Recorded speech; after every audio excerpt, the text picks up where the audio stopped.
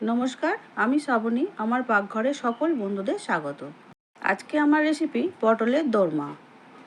আমার ভিডিওটা পুরো দেখো, কিন্তু লাইক, শেয়ার, সাবস্ক্রাইব করো। আর যারা পেজ থেকে দেখছো, পেজটিকে ফলো করো প্লিজ।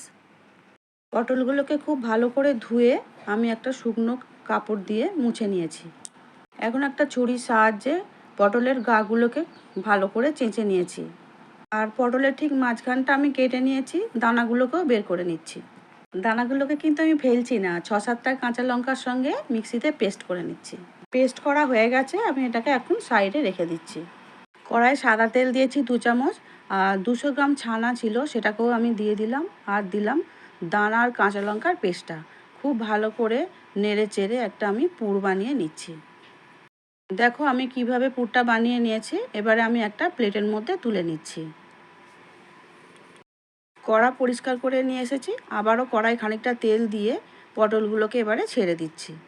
পুরো রান্নাটাই আমি সাদা তেলেই করেছি, তোমরা চাইলে সর্ষের তেল দিয়েও করতে পারো।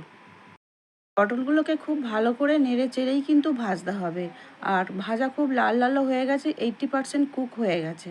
আমি এবার একটা প্লেটের মধ্যে একটা একটা করে পটল তুলে নিচ্ছি। এবারে যে ছানার পুর বানিয়ে রেখেছিলাম, সেই পুরগুলো হাতের সাহায্যে মুঠো মুঠো লম্বা লম্বা শেপ দিয়ে পটলের মাঝখানে দিয়ে চেপে চেপে ভরে নিচ্ছি। পুরটা একটু চেপে শক্তভাবেই দিয়ে দিতে হবে, না হলে যখন আমি ঝোলের মধ্যে দেব তখন খুলে যেতে পারে। সমস্ত পটলের পুর ভরা হয়ে গেছে, আমি একটা প্লেটের মধ্যে নিয়ে নিচ্ছি। পটল ভাজার যে তেল ছিল সেই তেলের মধ্যেই অল্প গোটা গরম মশলা আর 2টো শুকনো লঙ্কা দিয়ে হালকা নেড়ে নিলাম। তারপর 2টো পেঁয়াজ কেটে রেখেছিলাম, সেটাও দিয়ে খুব ভালো করে ভেজে নিলাম।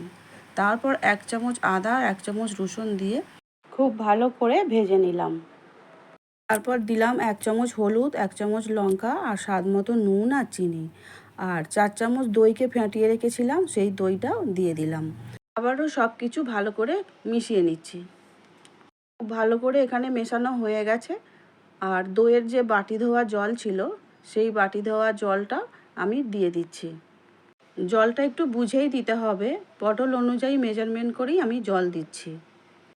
ঝোলটা এবারে ফুটে উঠেছে, আমি ঝোলের মধ্যে পটলগুলোকে আস্তে আস্তে দিয়ে দিচ্ছি।